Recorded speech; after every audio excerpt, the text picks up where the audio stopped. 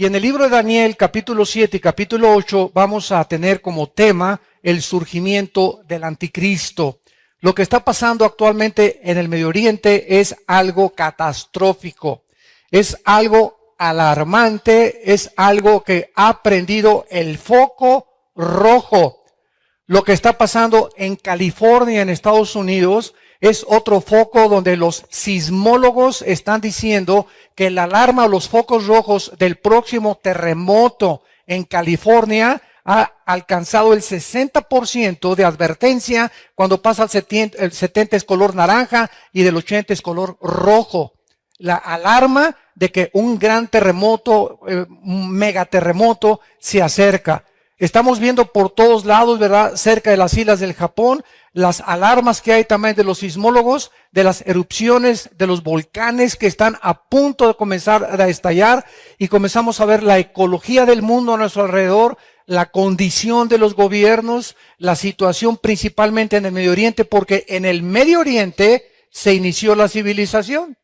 Y la Biblia nos muestra que va a ser un ciclo donde en el Medio Oriente va a terminar la civilización precisamente con una tercera guerra mundial. Entonces, todo lo que estamos viendo alrededor, la ecología, la contaminación de los mares, la contaminación de las aguas, de los ríos, del aire, de la comida.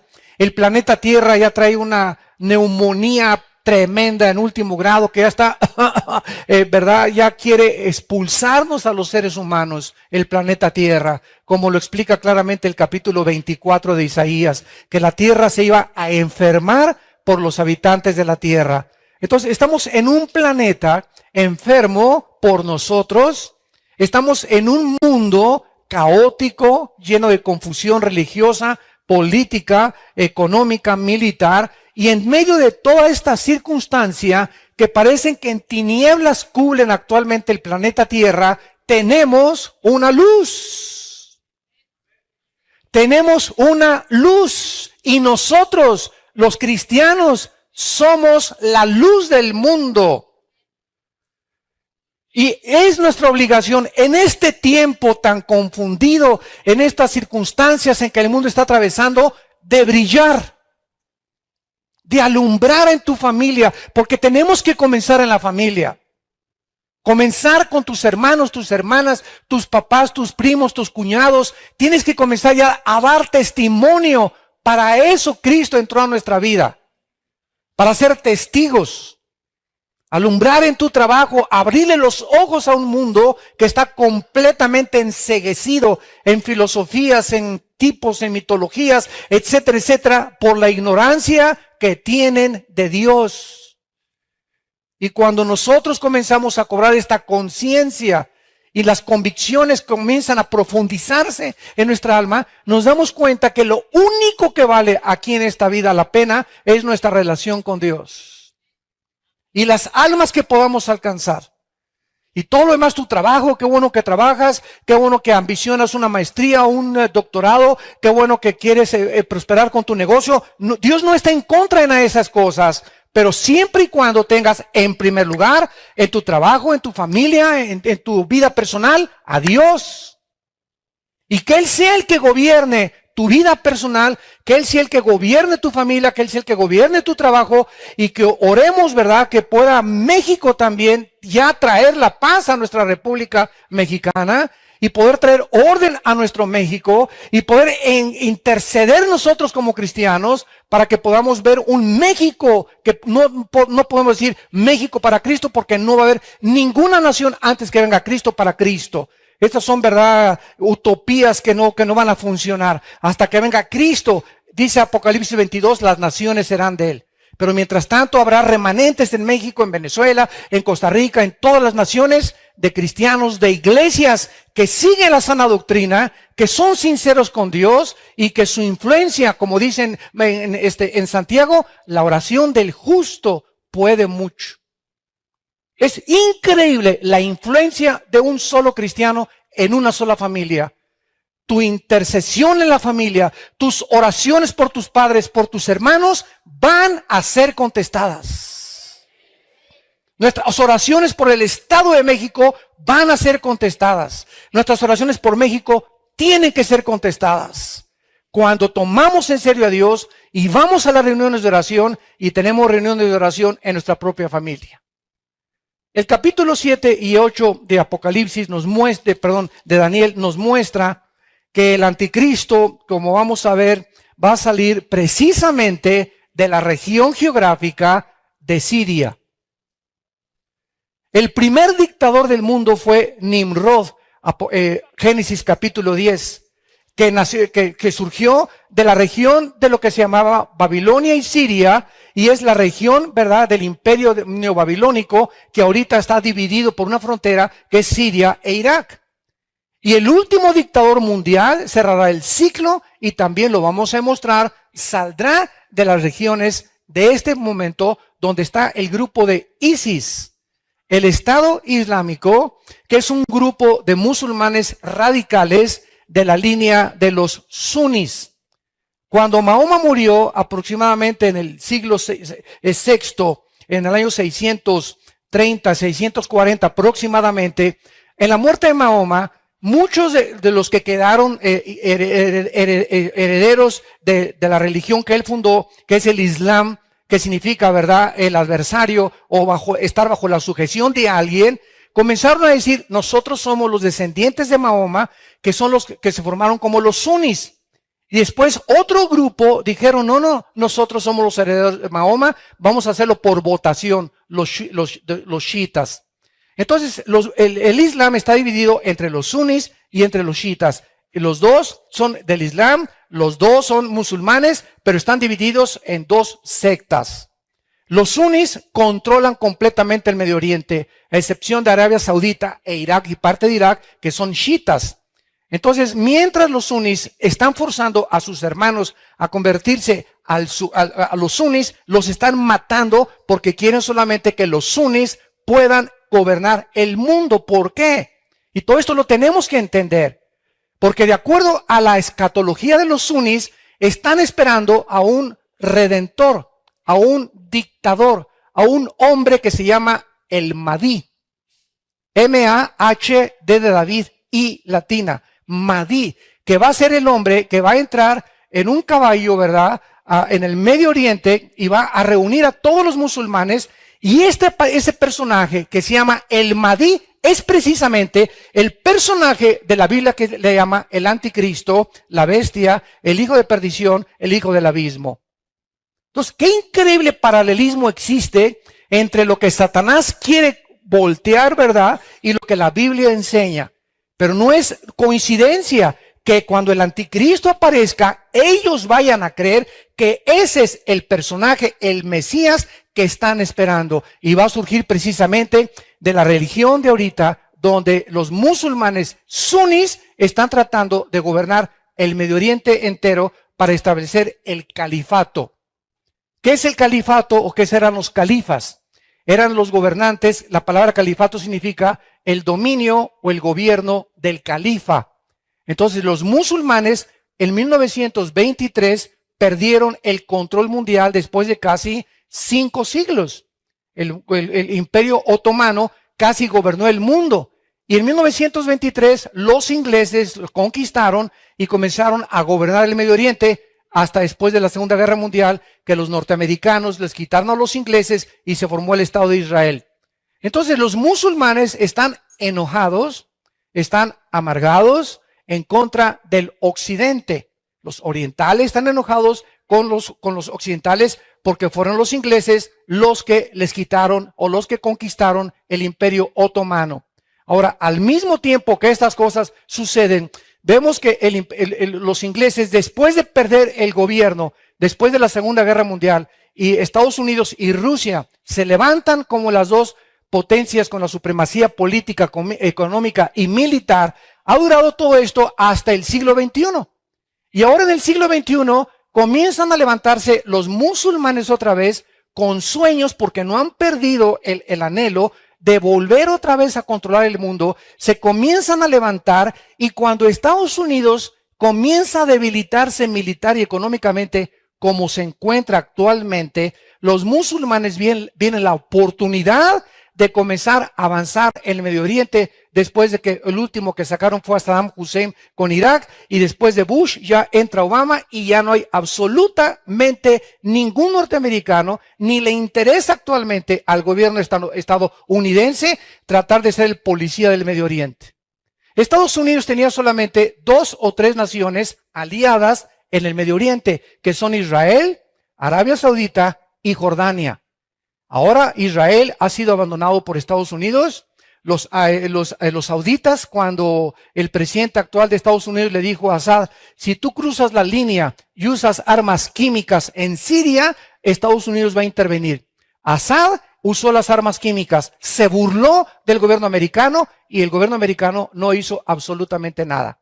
Cuando los sauditas vieron que el presidente actual de Estados Unidos no actuaba y que era pura verborrea nada más y que no tenía las acciones acompañando a sus palabras, se decepcionaron y se aislaron de Estados Unidos, los sauditas actualmente. Y ahora queda nada más Jordania, con el rey de Jordania que lo quieren derrocar los musulmanes. Entonces está ahorita solo Arabia Saudita. Irán está en contra de los sunnis porque Irán protege a Hezbollah, que es un grupo terrorista que está en el Líbano. Y ahorita los de Hezbollah están luchando contra los sunnis y hay un pleito en el Medio Oriente que tiene forzosamente como olla express que explotar. Porque ni Europa, ni la coalición que se formó, ni Estados Unidos va a intervenir. Y los sunnis están próximos a acercarse a Bagdad, la capital de Irak, donde se encuentra casi el 65% de las reservas petroleras del mundo entero. Arabia Saudita, Irak e Irán se encuentra el 65% de las reservas petroleras del mundo. Entonces, una vez que ellos controlan el petróleo, ya controlan el petróleo de casi todo Siria. ¿Por qué creen que tiene tanto dinero el grupo de ISIS? ¿Quién los mantiene? ¿Quién les da de desayunar a más de 50,000 soldados? ¿Quién les da de desayunar, de comer y de cenar? ¿Quién les alimenta a sus familias? Están multimillonarios de los bancos que han robado y el petróleo del cual se han apoderado en Siria lo están vendiendo en el mercado negro. Y esta es la razón por la cual el petróleo se desplomó hasta casi $55 el barril. Entonces, todas estas circunstancias están conjugándose y mostrándonos que nos encontramos exactamente en el tiempo donde la Biblia, los profetas hebreos, hace 2600 años, nos dijeron que la humanidad se iba a acercar. En el capítulo 7 del libro de Daniel, encontramos en el versículo 7, que ya lo vimos anteriormente, la cuarta bestia o el cuarto imperio mundial que profetizó Daniel. El primero fue, acuérdense, Babilonia, que es Irak, es el nombre en la Biblia para Irak. Después vinieron los medos y los persas, después vino Grecia y después vino Roma. Descritos estos 4 imperios que ya los estudiamos por animales salvajes depredadores. Un oso, un leopardo, un león. Pero esta cuarta bestia de Daniel 7:7 no encuentra el Espíritu Santo una bestia o un depredador para poder acercarse a la crueldad y a lo sanguinario que iba a ser. Y esta cuarta bestia fue el imperio romano, bajo el cual Jesucristo nació. Y este imperio, dice la Biblia, en el versículo 7, miraba yo en las visiones de la noche y la cuarta bestia, o sea, Roma, espantosa y terrible, tenía unos dientes grandes, las obras hollaba con sus pies, era diferente de todas las bestias y tenía 10 cuernos. Recuerden esto, los que no conocen mucho escatología, en la Biblia los cuernos representan gobernantes o reinos. Márcalo eso en tu Biblia, eso es muy importante. O sea, vi ante ella a 10 gobiernos. Vamos a traducirlo para que muchos lo puedan entender más claramente. O sea, del gobierno de Roma salieron 10 naciones o 10 gobiernos. Versículo 8. Mientras yo contemplaba los cuernos, o sea, estos gobiernos, entre ellos salió un cuerno pequeño, un gobernante más chico que los otros 10. Y este cuerno pequeño es precisamente, como lo vamos a demostrar, el anticristo. O sea, de estos 10 gobiernos del antiguo imperio romano, lo vamos a comprobar ahorita, surge el anticristo. ¿Qué nos dice esto? Lo siguiente: el anticristo no puede surgir en el mundo, que esté claro, hasta que no haya una confederación de 10 naciones que se unan entre Europa y el Medio Oriente.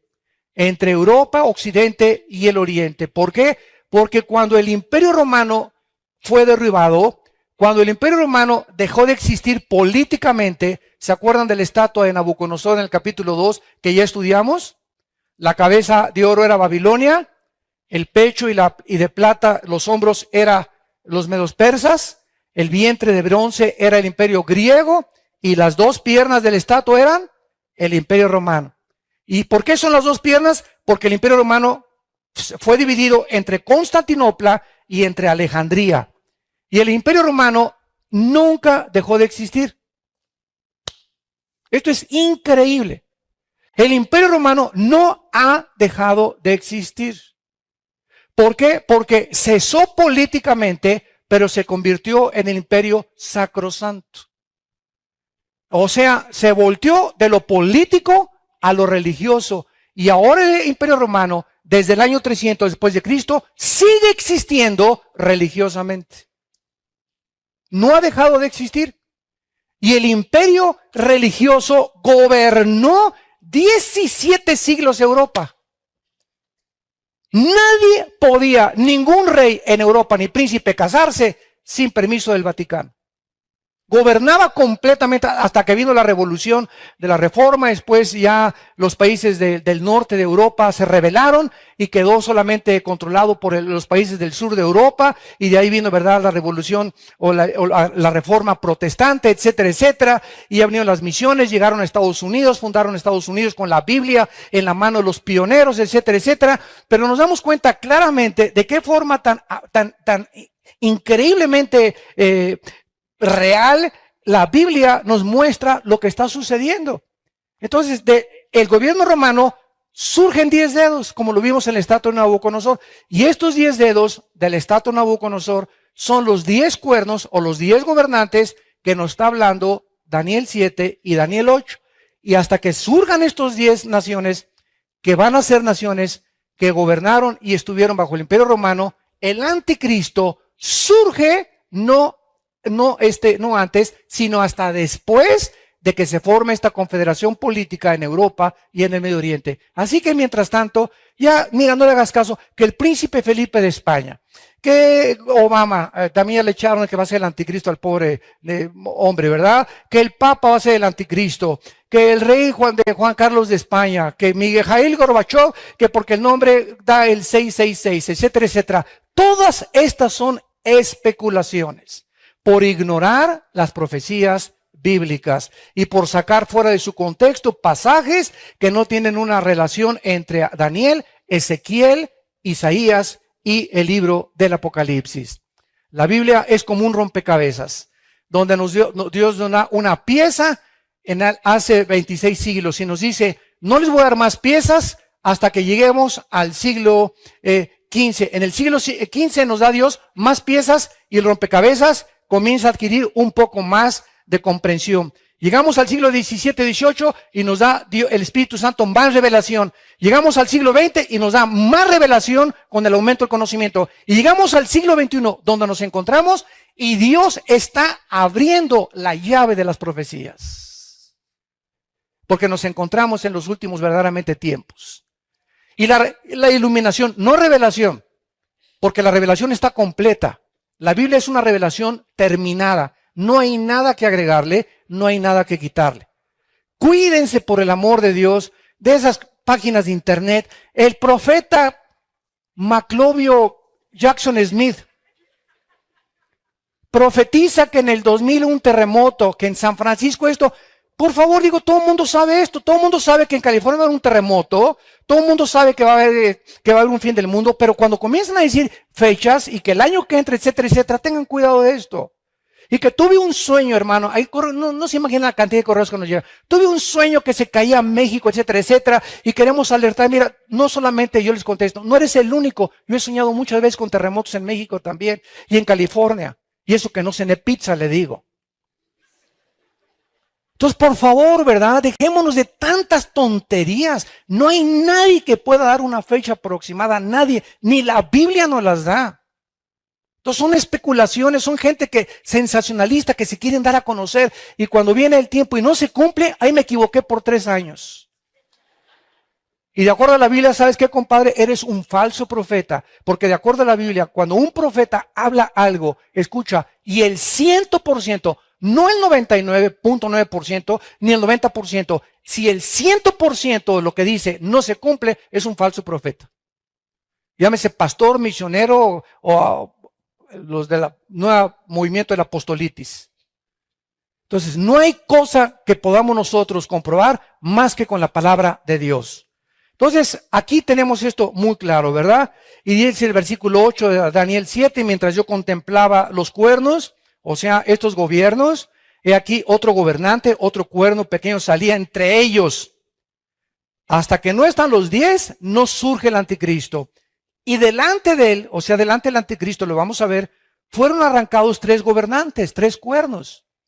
Cuando esta confederación política se forme entre el Oriente y entre Europa, el anticristo surge de entre esos 10. Y cuando surge el anticristo, va a derribar a 3. Y van a quedar 7. El anticristo, dice Apocalipsis 17, va a ser el 8º.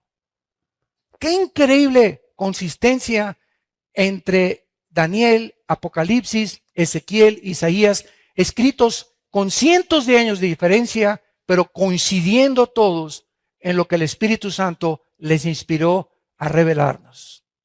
Ahora nos brincamos al capítulo 8, que es nuestro capítulo de esta mañana. Y en el capítulo 8 del Apocalipsis, del Daniel, encontramos 2 imperios enfrentándose el uno con el otro. Vean esto. En el capítulo 2, con la estatua, la visión de la estatua, solamente se aparecen 10 naciones, los 10 dedos de la estatua, que van a surgir del imperio romano, de las piernas. Síganme con cuidado. En el capítulo 7 se nos muestra que de uno de esos 10 reinos va a surgir el anticristo. Vean cómo se va reduciendo el Espíritu Santo y llegamos al capítulo 8 que vamos a ver ahorita, y en el capítulo 8 se nos muestra exactamente de qué nación va a surgir el anticristo. En el capítulo 2 de 10 reinos, el capítulo 7 de uno de esos 10 reinos, y en el capítulo 8 ya se reduce el Espíritu Santo, la revelación, y nos muestra a través de la iluminación que tenemos en la palabra, que el anticristo surge. Vamos a verlo de una de las 4 divisiones en que el imperio griego se dividió con Alejandro el Magno. Veamos estas verdades. En este pasaje, capítulo 8 de Daniel, encontramos un carnero, versículo 3, que representa a Irán, a los medos persas. Y encontramos en el versículo 5 a un macho cabrío. Un carnero contra un macho cabrío gobernando el carnero, que eran los medos persas, cuando derrotaron a los babilonios. Y después vemos al macho cabrío, que representa a Grecia, lo vamos a ver ahorita, que choca contra el carnero y derrota, versículo 6, vino hasta el carnero de 2 cuernos, que había visto en la ribera del río, corrió contra él con la furia de su fuerza, y lo vi que llegó junto al carnero, y se levantó contra él, y lo hirió, y le quebró sus 2 cuernos, y el carnero no tenía fuerzas. Esta es la caída del imperio medo-persa. No tenía fuerzas para pararse delante de él, lo derribó, por tanto en tierra, y lo pisoteó, y no hubo quien lo librara al carnero de su poder. Ojo, versículo 8. Y el macho cabrío se engrandeció sobremanera. Versículo 21, el macho cabrío es el rey de Grecia. ¿Ven? El Espíritu Santo es el que nos interpreta la Biblia.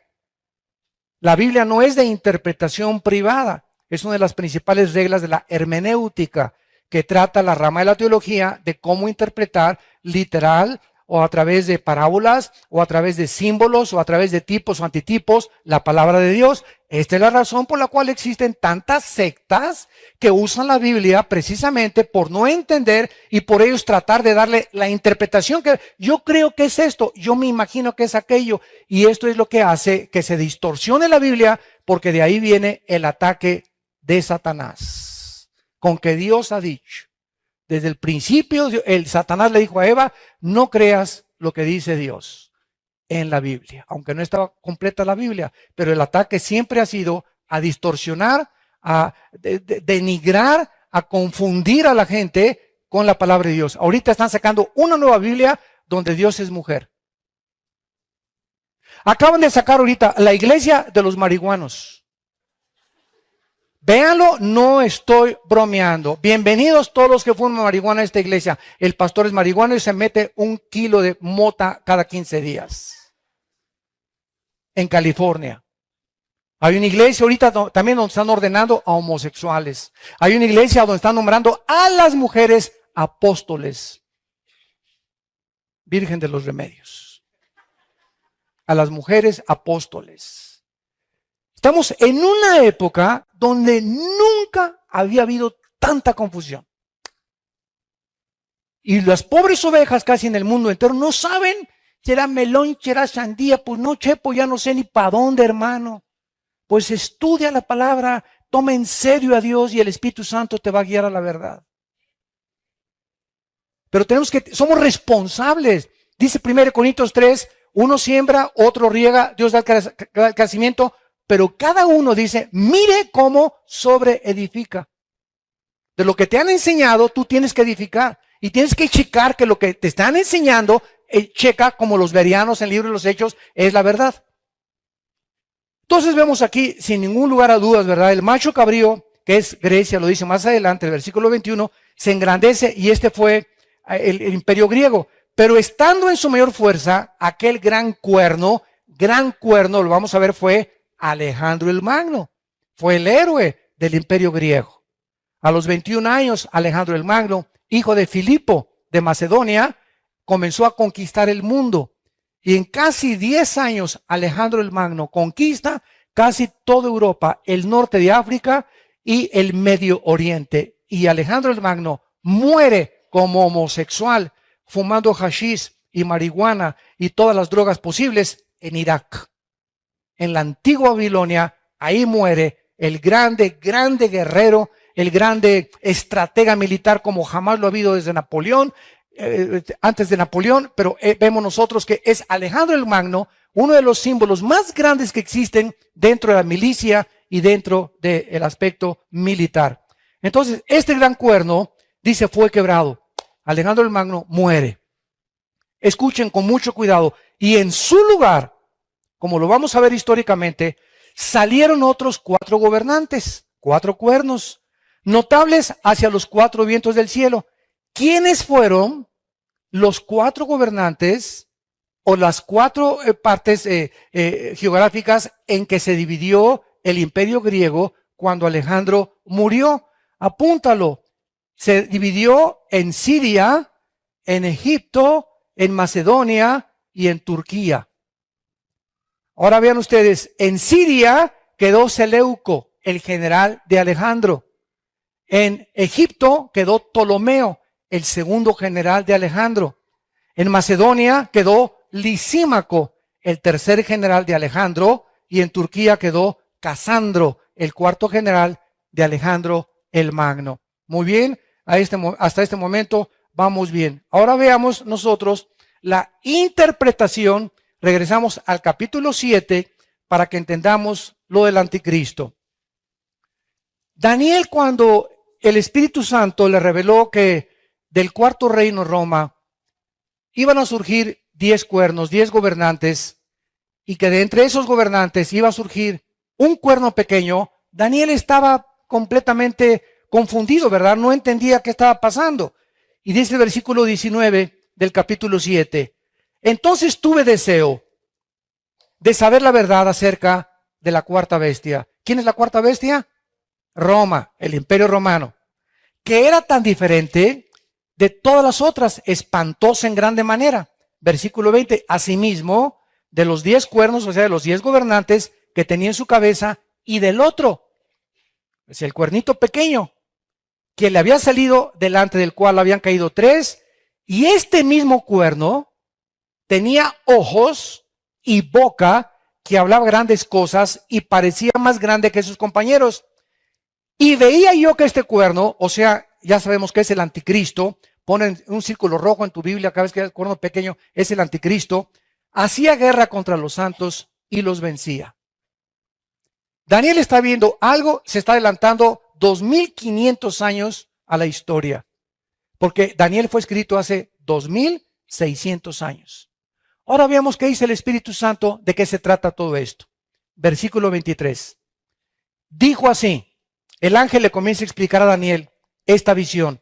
La cuarta bestia será un cuarto reino en la tierra, ya vimos que es Roma, el cual será diferente de todos los reinos, a toda la tierra devorará, trillará y despedazará. Es increíble el poder, la fuerza que tuvo el imperio romano. Ningún otro imperio, ni los asirios, ni los babilonios, ni los sumerios, ni los babilonios, ni medio persa, ni los griegos, nadie ha extendido sus fronteras y ha conquistado y ha tenido la cultura y la adoración que tenían los romanos a los falsos dioses, muchos de los griegos, y como dicen muchas personas, ellos establecieron el derecho romano, lo cual no es correcto. Cuando estudias la Biblia, el derecho romano proviene de los extractos de los pergaminos de Deuteronomio y Levítico del Antiguo Testamento, porque es Dios el que estableció las leyes civiles de los seres humanos. Y de ahí los romanos lo sacaron de las copias de los pergaminos de los griegos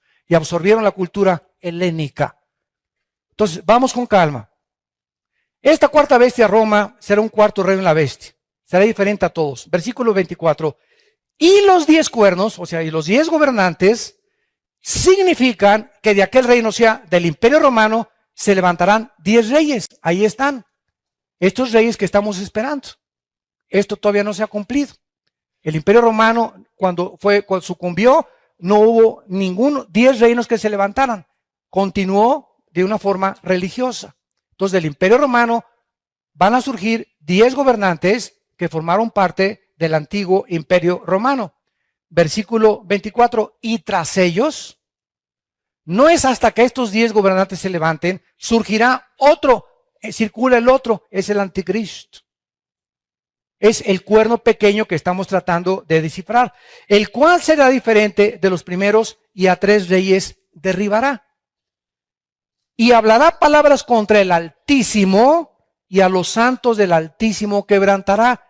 Esto nunca se cumplió ni se va a cumplir hasta que leamos Apocalipsis 13, donde se describe el reino del anticristo persiguiendo a la iglesia y matando a los santos de Dios, a los que rehúsen marcarse con el 666.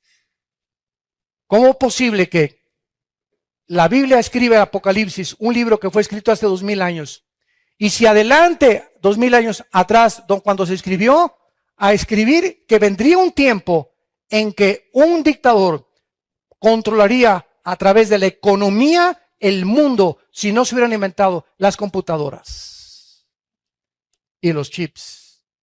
Increíble. La Biblia es más moderna que la tecnología de mañana en la mañana. Entonces, el anticristo se va a levantar y va a perseguir a los santos. Y dice el versículo 25, y a palabras contra el Altísimo quebrantará a los santos, pensará en cambiar los tiempos y la ley, y serán entregados en su mano hasta tiempos y medio tiempo, que significa 3 años y medio o 42 meses, de acuerdo a Apocalipsis 12, 13 y 17. 3 años y medio va a gobernar el anticristo nada más. Los primeros 3 años de la tribulación va a venir con peace and love, a reunir a las naciones y lo van a adorar, y ya logró juntar a los árabes y a los judíos, calmó el Medio Oriente las guerras. No, el mundo se va a inclinar ante él, ¿verdad? Estados Unidos ya pasó a tercer, cuarto nivel, Inglaterra igual, Europa comenzará a levantarse otra vez de acuerdo a la Biblia, porque el anticristo surge en la confederación entre el Oriente y Europa, y ahora lo podemos comprender. Vean ustedes lo siguiente. Aproximadamente durante la Segunda Guerra Mundial y antes de la Segunda Guerra Mundial, se reunieron 42 naciones para hacer en Hampshire, Estados Unidos, y se llamó el Tratado de Bretton Woods. Apúntalo, Bretton Woods. En este tratado, ¿saben a lo que se acordó? Que sería el dólar la moneda cuya paridad o a través de la cual se comenzara a regir todas las monedas del mundo. Y después de la Segunda Guerra Mundial, si Francia quería comprar petróleo, tenía que comprar dólares. No podía comprar en su moneda de francos. Si México quería comprar petróleo, chiquito, ve al banco y que te lo cambien en dólares, porque se vende el petróleo en dólares. Que los ingleses querían comprar petróleo, tus libras esterlinas, ve y las cambias en dólares. Se quedó el dólar como la moneda oficial durante desde el 45 hasta nuestros días, durante más de 60 años. Y ahora hay una conspiración para poder derribar el dólar y que ya no sea el dólar lo que rija el precio del petróleo. Y estos son los cambios bruscos que actualmente el barril del petróleo está teniendo en el mundo. Ahora quieren los árabes, la Organización de Exportadores de Países Petroleros, la OPEP, tratar de cambiar el dólar ya para hundir más Estados Unidos y que sea ahora el euro la moneda que quede rigiendo exactamente el valor del petróleo, tal como la Biblia lo dice. Antes de que venga Cristo, no va a ser Estados Unidos, ni Inglaterra, ni Francia, ni España los que van a tener la supremacía política, militar y económica. Va a ser Europa y el Medio Oriente en una confederación de 10 naciones. Ahora, ¿por qué Europa va a tener que hacer un tratado con el Medio Oriente? Porque ahí está el petróleo. Y Europa depende casi el 50%, 60% del petróleo del Medio Oriente. Y Europa depende, escuchen ustedes, Europa depende el 65% del gas de Rusia.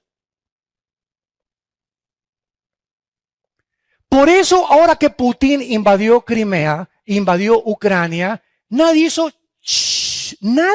metió. Y los soldados rusos que entran a Ucrania y pasa un avión comercial con más de 150 pasajeros y pum, pum, pum, y se lo echan.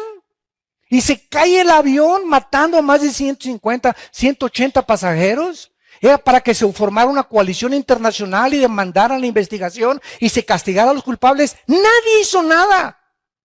Murieron holandeses, murieron franceses, murieron italianos, murieron ingleses en ese avión y nadie hizo nada. ¿Por qué? ¿Quién le para los tacos, como decimos en México vulgarmente, o quién detiene las pezuñas de Rusia? Si dependen del 65% de su gas. Entonces dice Putin, sí, quieren, pues les corto el gas. Y todas los más grandes gasoductos de Europa vienen de Rusia. Entonces, ¿se dan cuenta los intereses políticos, económicos y comerciales que están gobernando el mundo? Entonces, Europa está ahorita, ¿verdad?, esclavizada o a expensas de Rusia por un lado por el gas y del Medio Oriente por el petróleo. Entonces, a Europa le conviene ahorita hacer un tratado con el Medio Oriente para que pueda proveerle el petróleo que necesita Occidente y Europa mantener su ritmo de vida normal, las naciones, y también no les conviene meterse ahorita con Rusia porque les cortan el gas. Entonces, exactamente lo que la Biblia profetizó que sucedería, que 10 naciones surgirían del antiguo imperio romano, que fue Europa y el Medio Oriente, saldría el anticristo.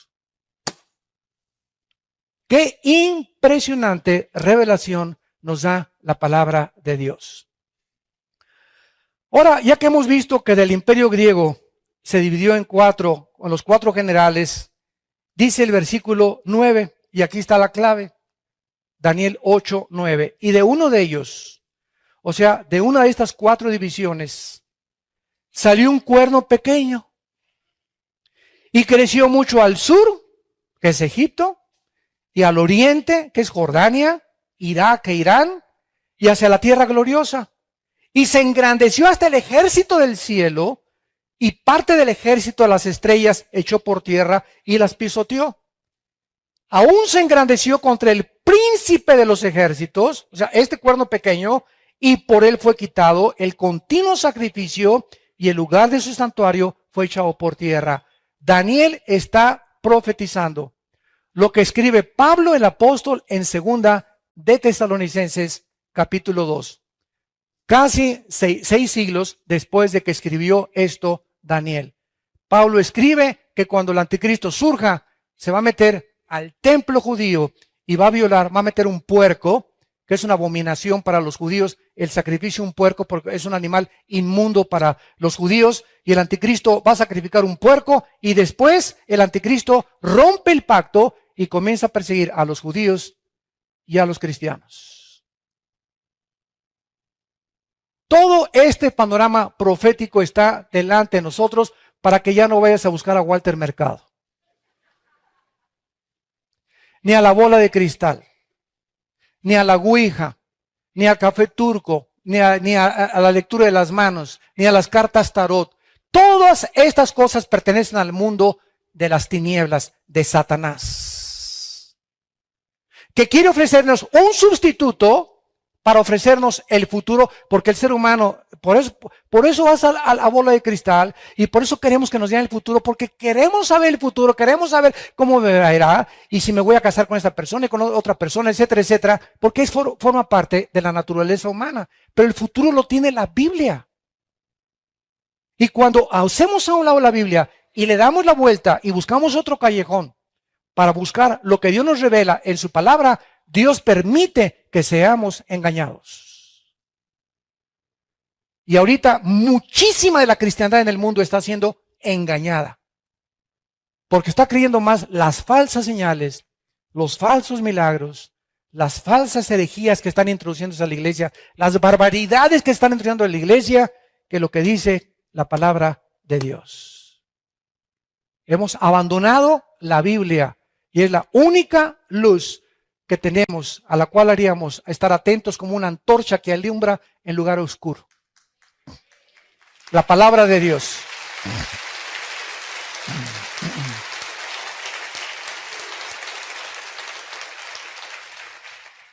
Nos damos cuenta en el versículo, para terminar, en penúltimo lugar, de Daniel 8:9, que entonces nos muestra geográficamente que el anticristo no aparece aquí más que de Siria, que es la única región donde puede el anticristo aparecer. Ahora vamos a comprobar que el anticristo surge de Siria. Y vamos por orden y veamos en primer lugar el libro de Isaías, capítulo 10.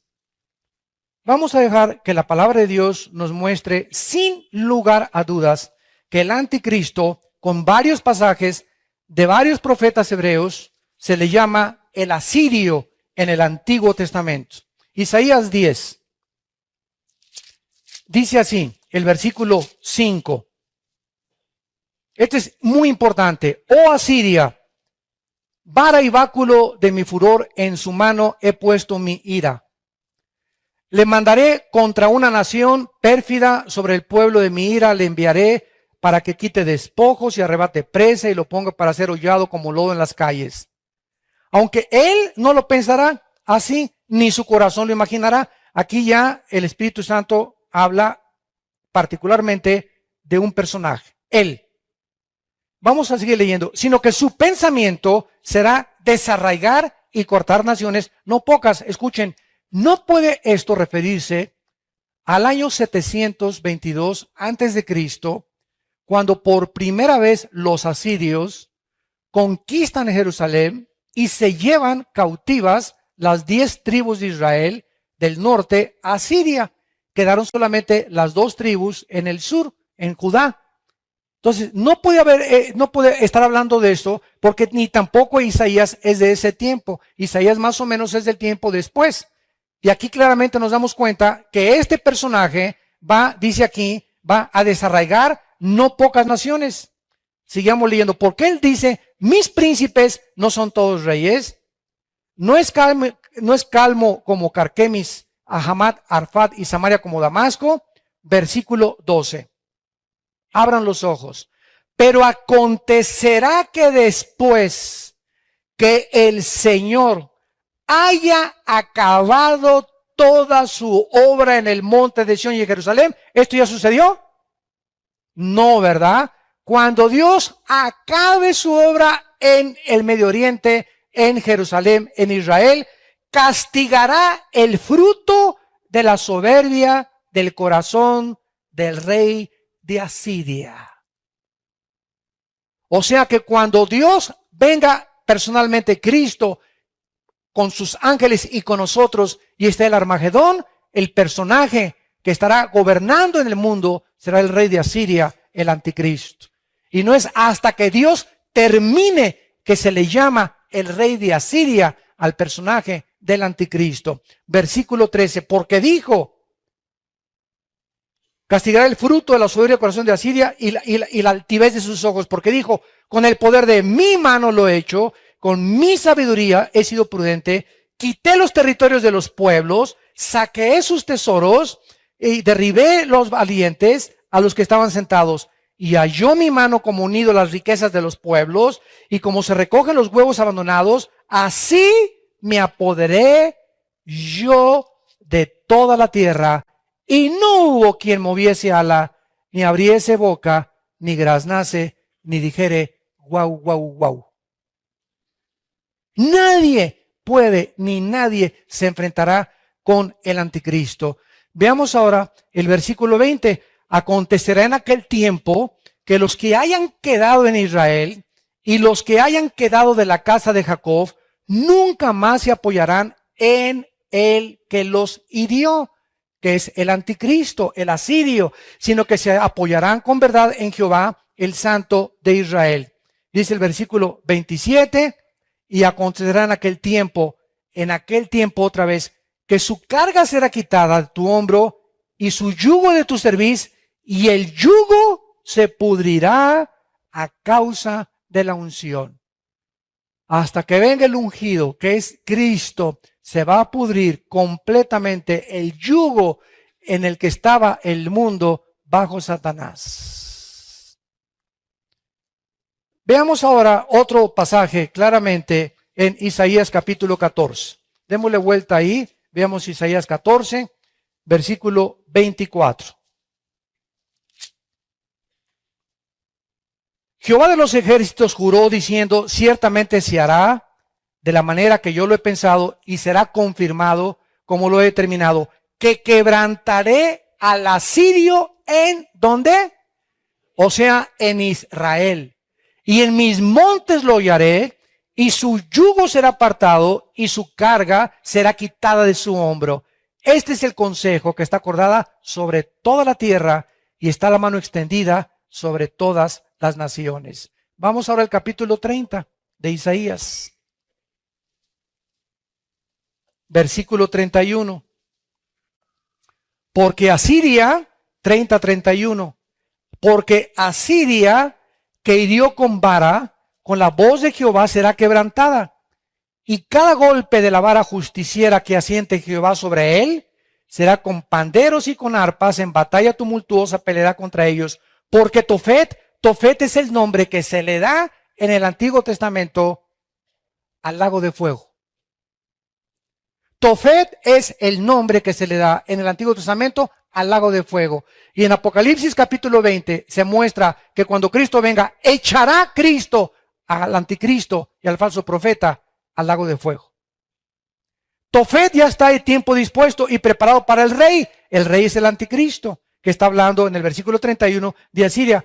Profundo y ancho, cuya pira es de fuego mucha leña, el soplo de Jehová como torrente de azufre lo enciende. Y veamos ahora el libro de Miqueas.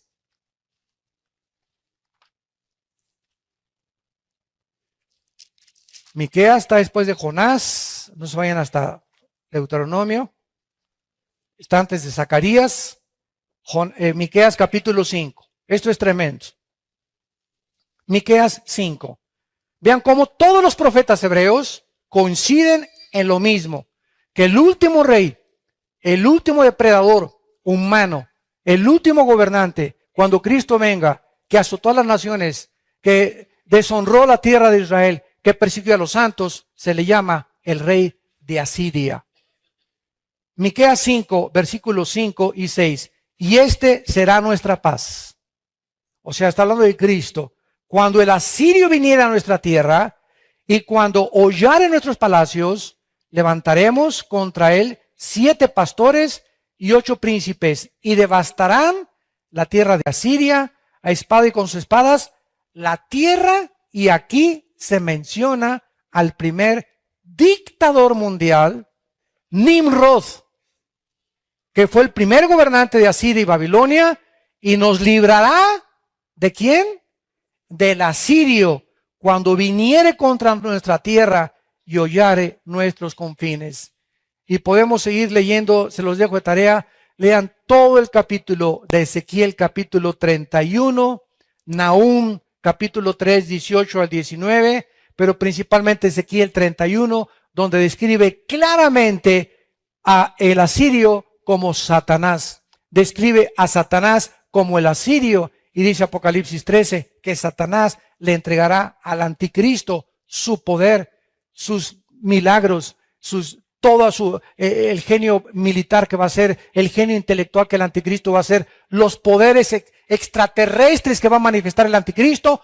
Segurísimo que la gente que viva en esos tiempos en la tierra van a jurar y a persegurar el anticristo es un extraterrestre. Porque nadie, desde que comenzó en la época de los 40, Superman, ¿se acuerdan? ¿Qué es Superman? Superhombre. ¿De dónde viene este anhelo de los seres humanos de crear un superhombre que combata a los malos como el Superman? Antes de Superman, en los 40, 50, que fueron las primeras películas que salieron de Superman, y por cierto, todos los que han hecho el personaje de Superman han sufrido accidentes graves y maldiciones de muerte.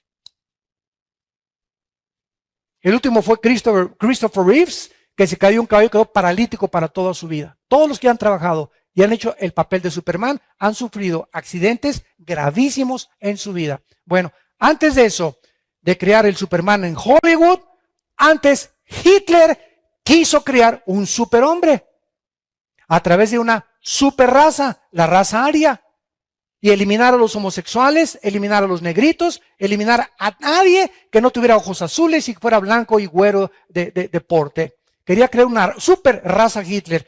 Pero ¿quién influyó en Hitler? ¿De dónde Hitler sacó esas ideas de volver a matar a todos? Ya no era Rusia su enemigo, ni Inglaterra, ni Estados Unidos. Ahora eran los judíos. Y eliminar a los judíos y eliminar a todos los que no fueran una superraza arios. ¿Quién influyó a Hitler? Un ateo que se llamó Friedrich Nietzsche, que en 1900, a finales del siglo XIX, principios del siglo XX, escribió un libro que se llamó Así hablaba Zaratustra y el Anticristo.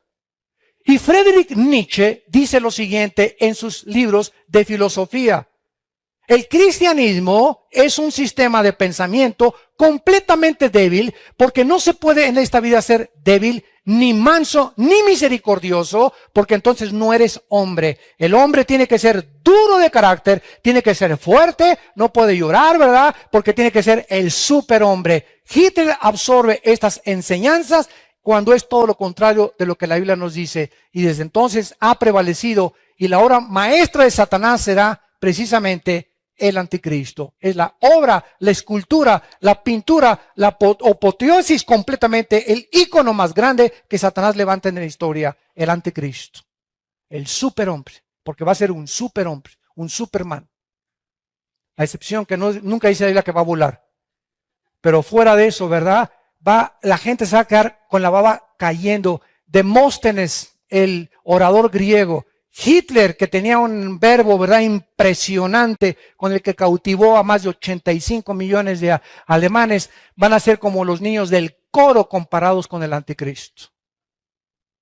Dice la Biblia que hablará grandes cosas, que la gente se quedará así con la baba que se les va a caer.